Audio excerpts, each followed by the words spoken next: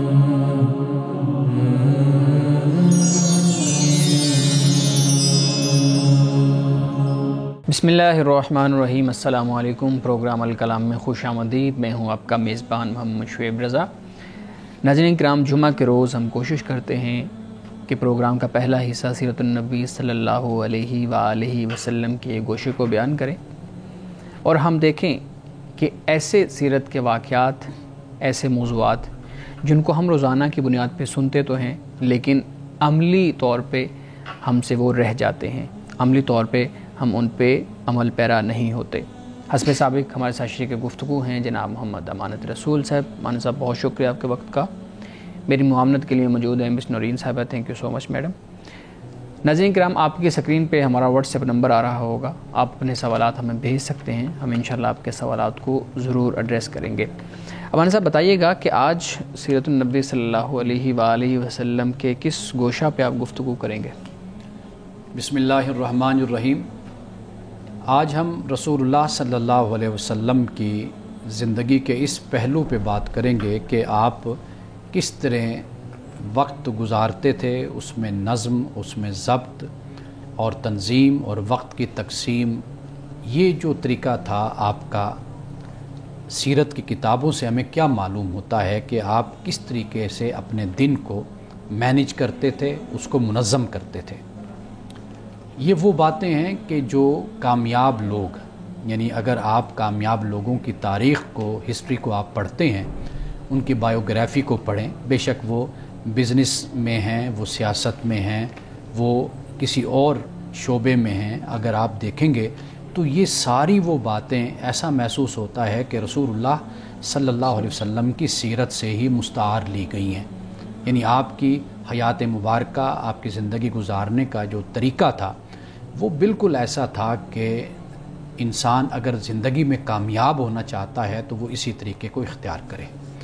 यानी दिन को मुख्तलिफ़ औकात में तकसीम करना, ये सबसे पहली बात हमें नज़र आती है। यानी इबादत है, तालीम है, दावत है, घर के काम, अज़वाज मुतहरात हैं और अपने असहाब के साथ, दोस्तों के साथ वक्त गुजारना।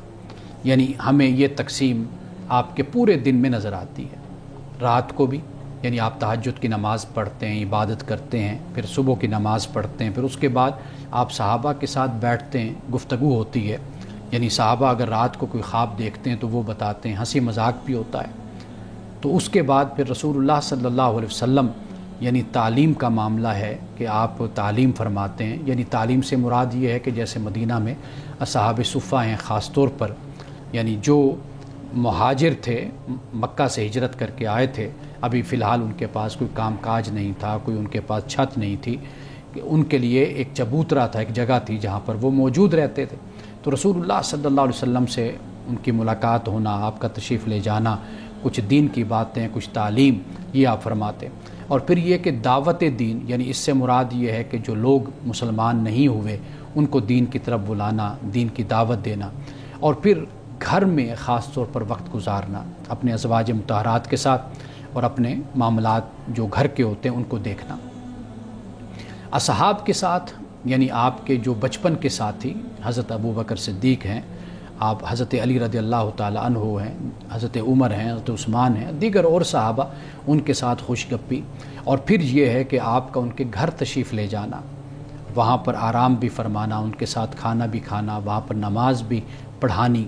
और इसी तरह अगर किसी सहाबी का कोई बाग़ है तो उस बाग़ में आप तशरीफ़ ले जाते।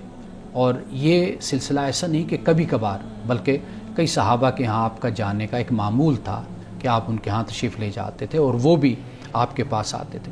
और फिर दूसरी बात जो है वो है तरजीहात का तयन। यानी आप अपनी तरजीहात को मुतय्यन करते हैं कि सबसे पहले कौन सा काम ज़रूरी है, आप उसको तश्कील देते हैं, आप उस पर अमल करते हैं। हमारी ज़िंदगी में एक पहलू नाकामी का ये भी होता है कि हमें जिस काम का सामना है, यानी कल है, परसों है, हम उसकी तैयारी करने के बजाय अपने आप को ऐसे काम में मसरूफ़ रखते हैं कि जो एक बहुत वक्त लेने वाला काम भी है और उसके नताइज बहुत देर बाद निकलने वाले हैं। तो एक वक्त ایسا کام کیا جائے، یعنی ترجیحات ایسی طے کر لی جائیں کہ جو بہت ضروری ہے اور جس کے اثرات جلدی نکلنے والے ہیں، اور جو آپ کے لیے لازمی ہے آپ سب سے پہلے اس کو ترجیح پر رکھیں اور آپ اس کو سر انجام دیں۔ اور پھر یہ کہ رسول اللہ صلی اللہ علیہ وسلم کا بر وقت اور فوری فیصلہ، یہ تیسرا نقطہ اور تیسری بات ہمیں سامنے آتی ہے کہ اگر مثال کے طور پر کوئی ہجرت کا معاملہ ہے یا غزوات ہیں یا معاہدات ہیں، یہ تین باتیں ہیں، یعنی معاہدات ہو گئے، غزوات ہو گئے اور ہجرت ہو گئی۔ آپ دیکھیے کہ کس طرح رسول اللہ صلی اللہ علیہ وسلم نے اس کے لیے بر وقت آپ نے فیصلہ فرمایا اور فوری فیصلہ فرمایا۔ انگلش میں کہتے ہیں کہ جسٹس ڈیلیڈ جسٹس ڈینائڈ، کہ اگر کوئی فیصلہ یا کوئی عدل، کوئی انصاف کا معاملہ اگر اس کو آپ مؤخر کرتے ہیں تو گویا کہ آپ اس کا انکار کرتے ہیں۔ تو لہٰذا رسول اللہ صلی اللہ علیہ وسلم کی سیرت سے ہمیں یہ بھی معلوم ہوتا ہے کہ بر وقت اور فوری فیصلہ، اور پھر اعتدال اور توازن، یہ بھی سیرت سے ہمیں معلوم ہوتا ہے، یعنی عبادات ہیں تو ان میں بھی ایک اعتدال اور ایک توازن ہمیں نظر آتا ہے، اور اسی طرح معاشرتی تعلقات ہیں ان میں بھی توازن ہے، دعوت اور تعلیم کا معاملہ ہے تو اس میں بھی بیلنس ہے، سیر و تفریح ہے، یعنی اس وقت سیر و تفریح یہی ہوتی تھی کہ رسول اللہ صلی اللہ علیہ وسلم صحابہ کے ساتھ نکل جایا کرتے تھے، یعنی واک کرتے تھے۔ سیر و تفریح یہ ہوتی تھی کہ جیسے کشتی، ریسلنگ ہو جانا، آپس میں جس طرح تیر اندازی کرنا، تو یہ ایک سیر و تفریح کا معاملہ، یا بیٹھ کر ایک دوسرے کو زمانہ جاہلیت پرانی باتیں بھی صحابہ رسول اللہ کے سامنے ذکر کرتے تھے، اور آپ صلی اللہ علیہ وسلم کو ایسی باتیں سناتے جس سے آپ ہنستے اور مسکراتے تھے، تو یہ سیر و تفریح بھی تھی، لیکن اس میں اعتدال اور توازن۔ یہ نہیں ہے کہ اتنا مذاق کرو، بیٹھے رہو اور اپنا وقت ضائع کرتے رہو، ہنستے رہو بیٹھ کر، نہیں، یہ بھی انسانی ضرورت ہے کہ انسان ہنستا ہے، مذاق کرتا ہے، لیکن اس میں توازن اور اعتدال یہ ضروری ہے۔ رسول اللہ صلی اللہ علیہ وسلم نے فرمایا کہ اِنَّ لِجَاسَدِکَ عَلَيْکَ حَقًّا، کہ تجھ پر تیرے جسم کا بھی حق ہے۔ اب اس کے بعد جو پانچواں نقطہ، پانچویں بات جو ہمیں نظر آتی ہے آپ صلی اللہ علیہ وسلم کی سیرت سے، وہ یہ ہے کہ کاموں کی تقسیم، ذمہ داریوں کو سونپنا اور پھر ان ذمہ داریوں کو تقسیم کرنا، یعنی اپنے لوگوں میں یہ دیکھ لینا کہ اس میں کس کام کی اہلیت ہے، اس میں کس کام کی اہلیت ہے۔ جو جس کی اہلیت رکھتا ہے اور جس کی مہارت رکھتا ہے اس کو وہی کام سپرد کر دینا کہ وہ اس کو سر انجام دے، یہ بہت ضروری ہوتا ہے۔ آپ کسی ادارے میں ہیں، کسی نظم میں آپ اگر رہتے ہیں تو آپ ہمیشہ اس چیز کو ہنٹ کیجئے، آپ تلاش کیجئے کہ آپ کے دوستوں میں، احباب میں، آپ کے ساتھ رہنے والوں میں، آپ کے جو وابستہ لوگ ہیں ان میں کیا خوبی ہے، ان میں کیا صلاحیت ہے، ان کو اس کے مطابق کام آپ سپرد کریں، تو اس سے آپ کا نظم مضبوط ہوتا ہے، آپ کا ادارہ بہترین طریقے سے کام کرتا ہے۔ تو رسول اللہ صلی اللہ علیہ وسلم کی یہ پانچویں بات۔ اب آخری بات میں آج کی بیان کرتا ہوں، وہ یہ ہے کہ فارغ وقت کو کس طرح قیمتی بنایا جائے۔ یہ سب سے بڑا مسئلہ ہوتا ہے ہمارے لیے، اس لیے کہ جب ہم فارغ ہوتے ہیں تو ہم اپنے وقت کو، اس فراغت کے وقت کو ضائع کرتے ہیں، ویسٹ کرتے ہیں، اور کسی طرح کی بھی کوئی اس وقت ایسی مصروفیت تلاش نہیں کرتے کہ جو کنسٹرکٹیو ہو، جو پازیٹیو ہو، جس سے کوئی نتیجہ نکل سکے۔ اللہ پاک نے رسول اللہ صلی اللہ علیہ وسلم سے یہ فرمایا کہ فَإِذَا فَرَغْتَ فَانْصَبْ، کہ جب آپ فارغ ہوں تو پھر آپ اپنے آپ کو مصروف کر لیا کریں، یعنی کہ کوئی تعمیری اور مثبت کوئی ایسی مصروفیت کہ جو نتیجہ خیز اور جو اچھی ہو، اس میں آپ اپنے آپ کو مصروف کر لیا کریں۔ آپ دیکھیے کہ رسول اللہ صلی اللہ علیہ وسلم گھر میں تشریف لاتے تھے، باہر کی مصروفیات کو نپٹا کر جب آپ آتے تھے تو اپنے گھر میں مصروف ہوتے تھے، یعنی ایسا نہیں ہوتا تھا کہ آپ بیٹھیں اور آپ کہیں جی اب میں آ گیا ہوں تھک کر یا باہر سے آئے ہوں تو اب لوگ اب میری خدمت کرنا شروع کر دو، نہیں، بلکہ رسول اللہ صلی اللہ علیہ وسلم خود کاموں میں بھی شریک ہو جایا کرتے تھے، گویا کہ وہ گھر کی جو فراغت کا وقت ہوتا تھا فارغ ہونے کا، وہ آپ اپنے ازواج کی دلجوئی کے لیے اور آپ اپنے ازواج کی خدمت کے لیے اور گھر کے کام کاج میں آپ اپنے آپ کو مصروف رکھ لیا کرتے تھے، اور گھر میں ہی فراغت ہوتی تھی تو اللہ کے ذکر، جیسے قرآن نے کہا فَإِذَا فَرَغْتَ فَانْصَبْ وَإِلَىٰ رَبِّكَ فَارْغَب، اپنے رب کی طرف آپ رغبت کیجیے، اپنے رب کی طرف متوجہ ہو جائیے۔ تو رسول اللہ صلی اللہ علیہ وسلم کی سیرت سے یہ جو 6 باتیں میں نے بیان کی ہیں، یہ وہ 6 باتیں ہیں کہ جو کامیاب لوگوں کی صفات ہیں، ان کی اوصاف ہیں، ان کی خوبیاں ہیں۔ تو رسول اللہ نے 23 سال کے عرصہ میں جو ایک انقلاب برپا کر دیا مکہ اور مدینہ میں، اور خاص طور پر عرب میں، وہ معلوم یہی ہوتا ہے کہ رسول اللہ صلی اللہ علیہ وسلم کی سیرت آپ کا اخلاق اور کردار اور آپ کی زندگی میں جو ایک ویل پلاننگ تھی، ایک نظم تھا، یہ بتاتا ہے کہ اسی سے ہی اللہ سبحانہ و تعالیٰ پھر کامیابی اور کامرانی عطا بھی فرماتا ہے۔ گردش روزگار کے معاملات میں اور اسی طریقے سے اس مصروف زندگی کے اندر کہ جہاں ہر کوئی اپنے معاملات کے اندر لگا ہوا ہے، وقت کا تعین، اس کی تنظیم سازی، یہ بہت امپورٹنٹ موضوع آپ نے رکھا آج کا۔ آپ کی آخری بات سے ہی میں ایک سوال آپ کے سامنے رکھوں گا۔ آپ نے فرمایا کہ جو فراغت ہے اس میں اپنے معاملات کو درست رکھیں اور اس کو کام میں لائیں۔ یہ جو فراغت ہے یہ بھی تو خدا کی ایک نعمت ہے کہ انسان کو وقت ملا ہے تھوڑا سا فری رہنے کے لیے، اپنے آپ کو وقت دینے کے لیے۔ ہم اس کو فراغت کہتے ہیں، ہم اس کو خدا کی نعمت نہیں سمجھتے، اور فراغت سے ہمارا وہ سب کانشیسنیس میں ہمارا کچھ جو ایک خیال ہوتا ہے نا، وہ یہی ہوتا ہے کہ اب یہ ویلا ہے، جس کو ہم پنجابی میں کہتے ہیں، اس کو کوئی کام نہیں ہے، یہ کوئی پروڈکٹیو چیز نہیں ہے، اب یہ فارغ ہے تو اس لیے یہ ان پروڈکٹیو انسان بن گیا ہے۔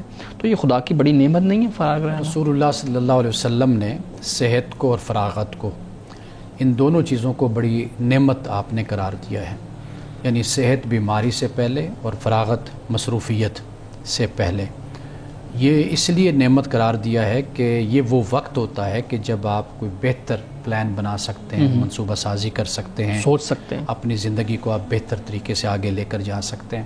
یعنی مثال کے طور پر ہم بچوں سے کہتے ہیں نا کہ ابھی آپ پر وہ ذمہ داریاں نہیں ہیں کہ جس کی وجہ سے آپ اپنی خواہش اور جو بننا چاہتے ہیں، جو کرنا چاہتے ہیں، وہ آپ نہ کر سکیں، ابھی آپ کے پاس فراغت ہے۔ یعنی فراغت سے مراد بالکل وہ آئیڈلنس جس کو کہتے ہیں وہ مراد نہیں ہوتی۔ یعنی آپ یوں کہہ لیجئے کہ یہ وہ وقفہ ہے، یہ وہ وقت ہے کہ جس میں آپ سوچ سکتے ہیں، اس میں آپ پلاننگ کر سکتے ہیں، منصوبہ سازی کر سکتے ہیں۔ یہ وہ بہت بڑی نعمت ہوتی ہے۔ ورنہ آپ دیکھیے کہ جب انسان مصروف ہوتا ہے نا، پھر انسان اپنے بس میں نہیں ہوتا، دوسروں کے بس میں ہوتا ہے، دوسروں کے کنٹرول میں ہوتا ہے۔ یعنی جیسے شادی ہو گئی، بچے ہو گئے، تو پھر معاملہ کیا ہوا؟ اب یہ معاملہ ہو گیا کہ اب دوسروں کی ذمہ داریاں پڑ گئی اور وہ ذمہ داری آ گئی۔ یا جیسے آپ سمجھ لیجئے کہ جیسے کئی لوگ ہم نے دیکھے ہیں خاندان کے بچپن میں، لڑکپن میں ہی بچے پر ذمہ داری آ گئی کہ والد فوت ہو گئے یا والدہ دنیا سے چلی گئی۔ ہمارے ایسے بہت سے جاننے والے ہیں، تو وہ بیچارے شروع سے ہی، اب وہ جو ایک ان کے پاس وقت تھا فراغت کا، سوچنے کا، ایک ان کا بچپنا تھا، وہ ختم ہو گیا۔ تو یہی معاملہ صحت کے ساتھ بھی ہوتا ہے۔ جب آپ صحت مند ہیں تو آپ یہ اس کو غنیمت سمجھے۔ رسول اللہ نے فرمایا کہ غنیمت سمجھو صحت کو بیماری سے پہلے۔ تو لہٰذا تو یہ جو وقت آپ کے پاس ہے، خدا کا شکر ادا کرنا چاہیے کہ اس وقت میں ہم بہت کچھ کر سکتے ہیں اپنے لیے، اپنے معاشرے کے لیے، اپنے خاندان کے لیے۔ یہ جو وقت کا ضیاع کا تصور ہمارے یہاں موجود ہے خاص طور پہ، اس کو ہم کیسے آئیڈینٹیفائی کریں کہ جو وقت کا ضیاع ہے وہ کیا ہوتا ہے؟ مثال کے طور پہ ہمارے ہاں اپنے آپ کو وقت دینا، اپنے ساتھ وقت گزارنا، یہ بھی وقت کا ضیاع تصور کیا جاتا ہے۔ کہتے ہیں فری بیٹھا ہوا کیا سوچ جا رہا ہے، ذہن میں غلط خیالات آ جائیں گے، ذہن اور طرف چلا جائے گا۔ پھر سیاحت کو ہم نے وقت کا ضیاع سمجھ لیا۔ پھر اسی طریقے سے کوئی گیم کھیلنے کو ہم نے وقت کا ضیاع سمجھ لیا، جیسے وہ کہتے ہیں کہاں گئے ہوئے تھے، تو کہتے ہیں میں کھیلنے گیا تھا، کہتے ضرور وقت ضائع کرنا تو کوئی اور کام کر لیتے۔ تو یہ جو وقت کے ضیاع کی خاص ڈیفینیشن ہم نے بنا لی ہے، پھر ہم نے میوزک کو کہہ دیا کہ نہیں یہ تو آپ برا کام کر رہے ہیں، اس سے اچھا تو کہیں اور وقت لگا لیتے۔ فلم دیکھنا ہمارے نوجوان دیکھتے ہیں، ڈرامہ دیکھتے ہیں، تو اس کو بھی ہم نے کہہ دیا کہ وقت کا ضیاع ہے۔ تو یہ وقت کے ضیاع کو کیسے سمجھا جائے؟ ہمارے ہاں جو معیار بن گیا نا کسی چیز کو ضائع کرنے کا، وہ ہم نے اپنا خود اس کو تشکیل دیا ہے۔ اس میں ہمارے سماجی رویے بھی ہیں، ہمارا تعلیمی نظام بھی ہے کہ جس میں ہم ایک چیز کو خود ہی وضع کرتے ہیں، خود ہی بناتے ہیں۔ ہم نے یہ سمجھ لیا ہے کہ جو سیر و تفریح ہے، جو ایکٹیویٹیز ہیں، سرگرمیاں ہیں، شاید یہ وقت کا ضیاع ہے۔ جبکہ اگر دیکھا جائے تو جس سے بھی انسان کی شخصیت پروان چڑھتی ہے، اس کی تعمیر ہوتی ہے، وہ وقت کا ضیاع نہیں ہوتا۔ یعنی مثال کے طور پر کھیلنا ہے، فٹ بال کھیلتا ہے، کوئی کرکٹ کھیلتا ہے، کوئی ہاکی کھیلتا ہے، آپ دیکھیے اس کو جسمانی صحت اس کو ملتی ہے۔ جم جاتا ہے، وہاں پر وہ اپنا جم جوائن کرتا ہے، ورزش کرتا ہے، ایکسرسائز کرتا ہے، تو یہ اس کے وقت کا ضیاع نہیں ہے۔ اسی طرح آپ نے کہا کہ کوئی بیٹھ کر موسیقی سنتا ہے، تو موسیقی سننا یہ کوئی وقت کا ضیاع نہیں ہے۔ وہ یہ ہے کہ انسان اس وقت ٹرینکویلٹی جس کو ہم کہتے ہیں کہ وہ ایک سکون چاہتا ہے, وہ کمفرٹ زون میں چلا جاتا ہے, یعنی وہ ایک خاص حالت میں ہوتا ہے, تو وہ وقت کا ضیاع نہیں ہے. اگر ہم یہ سمجھے آپ کی بات سے کہ اپنے لیے جو وقت نکال رہا ہے لیکن اس میں کوئی پروڈکٹیو کام ہونا چاہیے اس سوچ میں بھی, جیسے آپ نے جو اشارہ دیا کہ بھی وقت سوچ رہا ہے اور برے خیالات نہ آئیں, تو یہ چیز بھی آپ گائیڈ کریں کہ برے خیالات سے انسان اپنے آپ کو کیسے روکے, کیونکہ وہ سوچ رہا ہے نا, اپنے تھنک اوور کر رہا ہے, برین اسٹارمنگ کر رہا ہے, کوئی پلانز بنا رہا ہے, تو وہ کیونکہ فراغت جون سی ہے اس میں بھی کہتے ہیں کہ شیطان حملہ آور ہو سکتا ہے, تو اپنے آپ کو پازیٹیو کیسے رکھے اپنی فراغت میں بھی؟ دیکھیے فراغت یہ جو ہے نا, فارغ ہونا اور اس میں شیطان کا حملہ ہونا, وہ اس سے مراد یہ ہوتا ہے کہ منفی اثرات, یعنی انسان اپنے آپ کو اس حالت میں رکھتا ہے کہ وہ اس وقت اس کی اہمیت کو اور اس کے استعمال کو نہیں سمجھ رہا. یعنی مثال کے طور پر ایک بچہ ہے کہ جس کا کل اگر پیپر ہے, اب وہ بیٹھا ہوا اپنے وقت کو اس طریقے سے ضائع کر رہا ہے, اب اس کا وقت ضائع ہونا, موسیقی بھی وقت کا ضیاع بن رہی ہے, اس کا کھیلنا بھی وقت کا ضیاع بن رہا ہے, اور اس کا بیٹھ کر سوچنا بھی وقت کا ضیاع بن رہا ہے. تو کچھ چیزیں ایسی ہیں کہ جن کو حالات اور ماحول کے مطابق پھر کہا جاتا ہے کہ یہ وقت کا ضیاع ہے یا یہ وقت کا ضیاع نہیں ہے.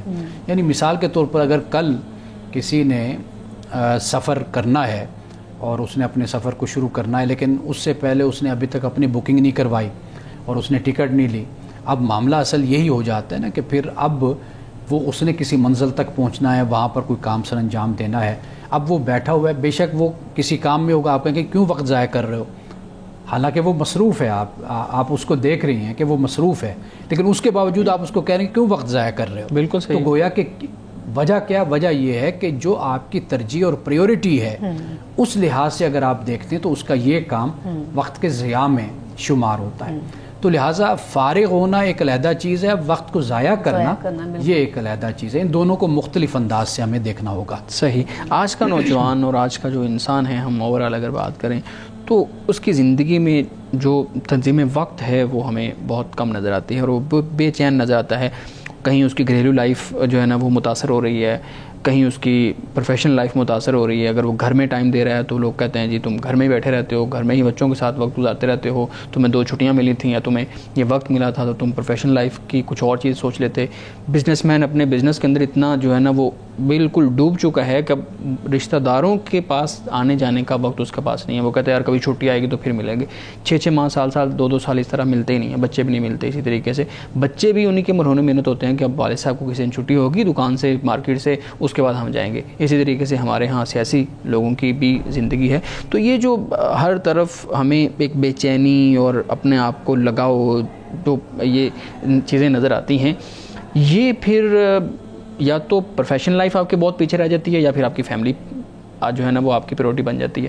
تو ان دونوں چیزوں کو کیسے مینیج کیا جا سکے کہ آپ ایک پروفیشنل لائف بھی ساتھ لے کے چلیں, اپنی سیاسی لائف بھی ساتھ لے کے چلیں, اپنی فیملی لائف بھی ساتھ لے کے چلیں اور فراغت کے لیے بھی وقت نکالیں, جو کہ نکالنا بہت مشکل ہو جاتا ہے. دیکھیے آپ اپنی زندگی کو مختلف خانوں میں رکھیں.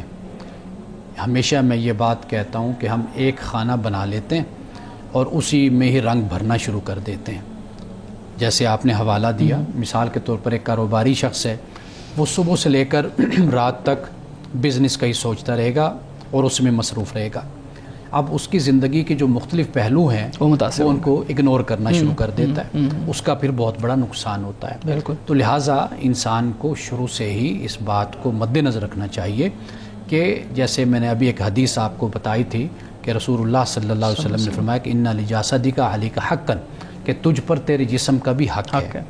اب آپ جب یہ فرما رہے ہیں تو اس سے مراد کیا ہے کہ جیسے ایک صحابی نے کہا شادی نہیں کروں گا, ایک نے کہا جی میں ساری زندگی روزے رکھوں گا, ایک نے کہا جی میں ساری زندگی رات کو جاگوں گا, عبادت کروں گا.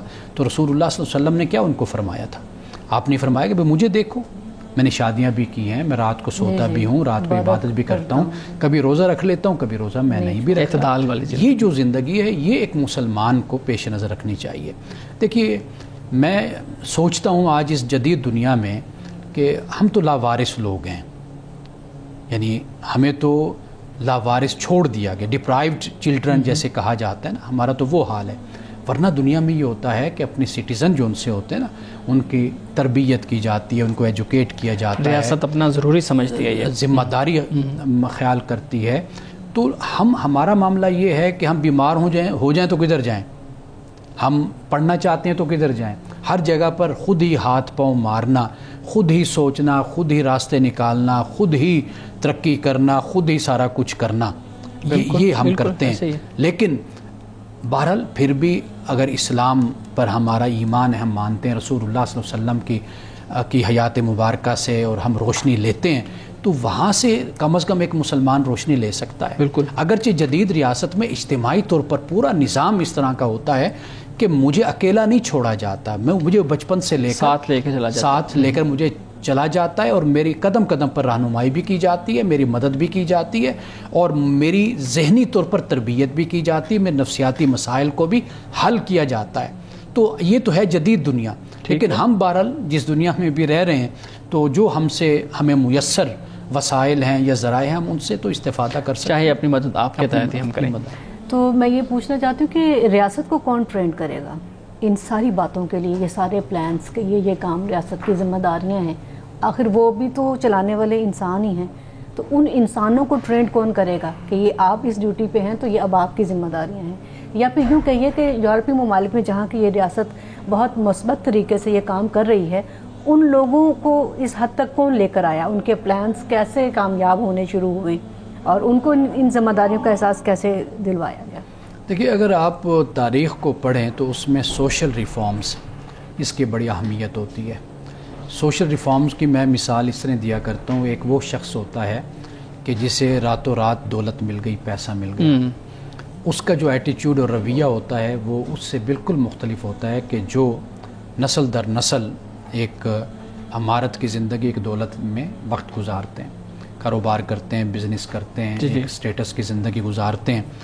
وہ اس کا رویہ اور اس کے رویے میں زمین آسمان کا فرق ہوتا ہے. بالکل صحیح. سوشل ریفارمز قوموں کو اس طرح بناتے ہیں. ایک ہوتا ہے کہ آپ کے تیل کے کنویں نکل آتے ہیں, آپ یکدم امیر ہو جاتے ہیں, ایک یہ طریقہ ہوتا ہے. ایک یہ ہوتا ہے کہ آپ سوشل ریفارمز کرتے ہیں, معاشرہ گریجولی آگے بڑھتا ہے, ترقی کرتا ہے. قومیں جب اس طرح آگے بڑھتی ہیں تو پھر آپ دیکھتے ہیں کہ ان کے رویوں میں, ان کے طریقوں میں ایک ٹھہراؤ آپ کو نظر آتا ہے, قانون کی پابندی نظر آتی ہے, وہاں پر آپ کو ایک سلجھاؤ نظر آتا ہے. ایک تو سوشل ریفارمز بڑی اہم ہوتی ہیں. جہاں تک آپ نے یہ بات کی, دیکھیے ریاست کو چلانے والے لوگ ہوتے ہیں, اور جو ذمہ داریاں دی جاتی ہیں ان ذمہ داریوں کا ایک کرائٹیریا ہوتا ہے, ایک معیار ہوتا ہے. ہمارے معاشرے سے یہ لوگ آگے بڑھتے ہیں اور ان کی تربیت ہوتی ہے, ان کی تعلیم ہوتی ہے, پھر ان کو یہ ذمہ داریاں دی جاتی ہیں. یہ کوئی آنن فانن, کوئی اچانک یہ سارا نظام تشکیل نہیں پاتا, نہ وجود میں آتا ہے. تو لہٰذا جب ہم ریاست کی بات کرتے ہیں تو ریاست کوئی ایسی چیز نہیں ہے. ریاست میں کام کرنے والے افراد ہوتے ہیں. وہ افراد جن عہدوں پر آتے ہیں وہ اپنے اس کے باقاعدہ پس منظر اور بیک گراؤنڈ رکھتے ہیں جس سے وہ تربیت لے کر آتے ہیں. جب وہ آگے آتے ہیں تو پھر جب ایک شخص جو ان سا ہے ایک رسپانسبلٹی کو لیتا ہے تو پھر اس کی ذمہ داری یہ بن جاتی ہے کہ جو اس کی ذمہ داری ہے وہ اس کو بہتر طریقے سے ادا کریں. تو ریاست پھر اس طریقے سے اپنے معاملات کو حل بھی کرتی ہے, اپنے فرائض کو ادا بھی کرتی ہے. امان صاحب, آج کے دور میں اکثر یہ بات سننے میں آتی ہے, لوگ کہتے ہیں اب تو وقت میں برکت ہی نہیں رہی, اب وہ وقت کیسا رہا. کیا یہ جملہ ٹھیک ہے یا ہماری سوچ کو درست کرنے کی ضرورت ہے؟ وقت کو کبھی بھی برا نہیں کہنا چاہیے. منع کیا گیا ہے وقت کو, زمانے کو کہ آپ برا کہیے. اصل معاملہ یہ ہے کہ انسان اپنے آپ پر نظر ڈالے, اپنا احتساب کرے. وقت ویسا ہی ہے, اس میں برکت بھی ویسے ہی ہے, سب کچھ ویسے, سارے معاملات ویسے ہی چل رہے ہیں. ممکن ہے کہ چونکہ جیسے جیسے ہم اپنی زندگی کے روپ میں تبدیل ہوتے چلے جاتے ہیں, یعنی ہمارا کردار بدلتا چلا جاتا ہے, تو شاید اس بنیاد پر ہم یہ کہہ دیتے ہیں کہ بھئی وقت میں برکت نہیں. یعنی مثال کے طور پر ایک بچہ ہے یا کوئی نوجوان ہے, اس کا وقت نہیں کٹتا, یعنی وہ اس پر پریشان ہوتا ہے میں وقت کیسے گزاروں, اس کے وقت میں اتنی برکت ہو جاتی ہے. دوسری طرف ہم جیسے جو لوگ ہوتے ہیں, ماں باپ جیسے ہیں, استاد ہیں, ذمہ داریاں جو گلے انسان کے آ جاتی ہیں بھی ہر صورت میں ادا کرنی. ایک تو خوش دلی کے ساتھ ذمہ داری کچھ ہوتی ہے کہ واضح بات ہے کہ وہ ادا کرنی ہوتی ہے انسان. اب اس میں پھر جب اتنا بندہ مصروف ہوتا ہے تو پھر ایسے لگتا ہے کہ بھئی کب صبح ہوئی کب شام ہوئی, پتہ ہی نہیں چلا, پتہ نہیں چلا. تو اب وہ کہتا ہے جی پتہ نہیں وقت میں برکت نہیں, پہلے بڑی برکت ہوا کرتی تھی. تو میرا خیال ہے کہ یہ کچھ شاید ہمارے کردار پر، کوئی عمر کے کسی حصے پر بھی اس کا انحصار ہوتا ہے کہ کسی وقت کے حصے میں یا عمر کے حصے میں ہمیں لگتا ہے کہ وقت نہیں گزر رہا، کہیں پر ہمیں لگتا ہے کہ وقت بڑی جلدی تیزی سے گزر اچھا ایک اور چیز بھی میں نے نوٹس کی ہے، جب ہم چھوٹے شہروں میں جائیں یا قصبوں میں، وہاں لائف جو سی نا بڑی سلو سی لگتی ہے، جب شہروں میں آتے ہو تو ایسی فاسٹ رننگ، ہر کام رشلی، ہر چیز ہو رہی. کیا یہ درست ہے یا میں نے غلط اس چیز کو تجزیہ؟ نہیں، یہ بات آپ کی ٹھیک ہے. لائف جو ہے وہ یہاں پر فاسٹ ہے شہروں میں.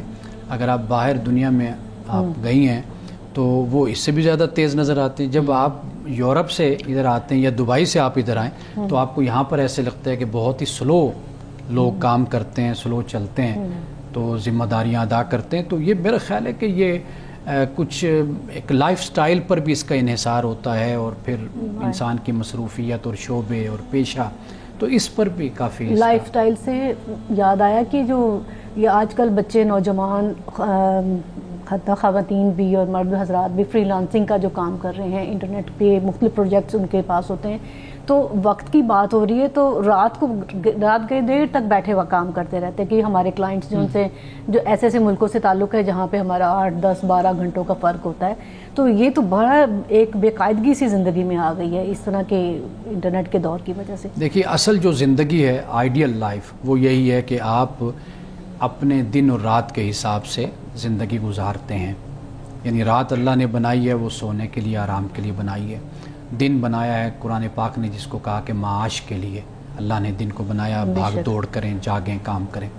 اب لیکن چونکہ جب آپ نے دنیا کے ساتھ چلنا ہے اور اس دنیا کے ساتھ کہ جس کے ساتھ چلنے پہ آپ مجبور ہیں اپنی معاشی ترقی کے حوالے سے اور استحکام کے حوالے سے، تو وہاں پر پھر مجبوری ہے کہ آپ اس طریقے سے آپ کو زندگی گزارنی ہے کہ آپ رات کو جاگتے ہیں اور آپ کو دن کو آپ کو پھر سونا ہوتا ہے. لیکن بہرحال اس کے بہت گہرے اثرات ہیں انسانی وجود پر، انسانی جسم پر، انسانی مزاج اور نفسیات. لیکن ہم یہ بھی تو سمجھ سکتے ہیں کہ یہ جو آپ نے بیان کیا کہ جو سکون ہے وہ رات میں ہے، تو یہ بھی تو ممکن ہے کہ ہم یوں سمجھ لیں کہ جو سکون کا وقت ہے ہم اس کو رات تصور کر لیتے ہیں، یعنی اس کو ہم تصور کر لیتے ہیں کہ یہ ہمارے لیے رات ہے، کیونکہ اب یہ گلوبل ورلڈ دنیا بن گئی ہے. اب دن اور رات کا جو متعین ہے وہ تو ختم ہو چکا ہے ایک طرح سے کاروبار کے اندر، اپنے معاملات کے اندر، معاش کے اندر.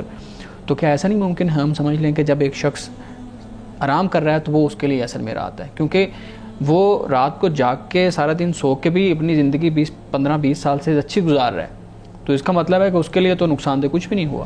دیکھیے، اگر ہمارے سوچنے سے یا سمجھنے سے ایسا ہوتا ہے تو سبحان اللہ. لیکن بات یہ ہے کہ جب آپ میڈیکلی دیکھتے ہیں، ڈاکٹر سے آپ بات کریں، حکماء سے بات کریں، تو وہ پھر آپ کو بتاتے ہیں کہ آپ کے دن کی کیا اہمیت ہے، اور رات کا سونا اور رات کو آرام کرنا اور جلد سونا، اس کے کیا اثرات انسانی وجود پر ہوتے ہیں. صحیح. پوچھتے ہیں جی، مجھے یہ پوچھنا ہے کہ اگر عورت اکیلے بس میں سفر کرے تو عام طور پر رش کی وجہ سے نامحرم کے ساتھ سیٹ مل جاتی ہے، یا پھر یہ ہے کہ جو جسم کے اعضاء ہیں وہ ٹچ ہوتے ہیں، تو وہ انہوں نے لکھا ہوا ہے کہ اس میں نیت نہیں ہوتی، تو کیا اگر کسی کے ساتھ جسم مس ہو جائے تو اس میں گناہ ہوگا یا نہیں ہوگا؟ نیت اگر نہیں ہے کسی عمل کی، کسی بھی فعل کی، تو واضح بات ہے کہ اس پر کوئی بھی جزا اور سزا کا معاملہ نہیں ہے. یعنی انما الاعمال بالنیات، جیسے فرمایا کہ اعمال کا دار و مدار نیتوں پر ہوتا ہے. ایک بات تو یہ ہے. دوسری بات یہ ہے کہ ہمارے ہاں بسوں میں جو پبلک ٹرانسپورٹ ہے اس میں عورتوں کے لیے علیحدہ پورشن ان کا ہوتا ہے، جی جی، جہاں پر خواتین دیکھا گیا سفر کرتی ہیں. اور جو بہن یہ سوال کر رہی ہیں، واضح بات ہے کہ ان کی کوئی مجبوری اور کوئی ایسے مسائل معاشی بھی ہیں ان کے، تو اس صورت میں یہی ہے کہ احتیاط اختیار کرنی چاہیے، وہ مرد ہو یا عورت، جہاں تک ہو سکے کہ ایسی قباحت سے یا ایسے مسئلے سے کہ جہاں پر ایسی کوئی صورت بنے، جس حد تک ہو سکے احتیاط کا راستہ اختیار کرنا چاہیے. ٹھیک ہے. ہمارے صاحب دوسرا سوال ہے، پوچھتے ہیں جی، نماز ظہرین کس وقت ادا کی جا سکتی ہے؟ کیا ظہر کی نماز ادا کرنے کے کچھ دیر بعد، یعنی 5 سے 7 منٹ بعد عصر کی نماز ادا کریں، یا ظہر کی نماز ادا کر کے ساتھ ہی عصر کی نماز ادا کر دیں؟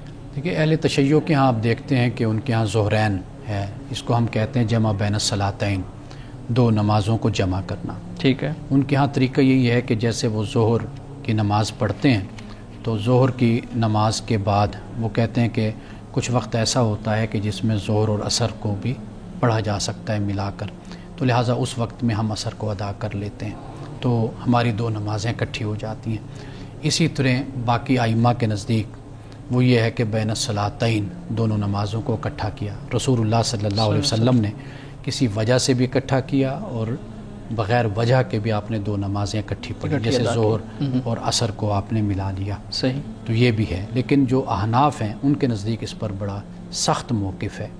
ان کا کہنا یہی ہے کہ جو جس وقت ہے نماز کا ٹائم اسی وقت میں ادا اسی میں ہی ادا کرنی چاہیے۔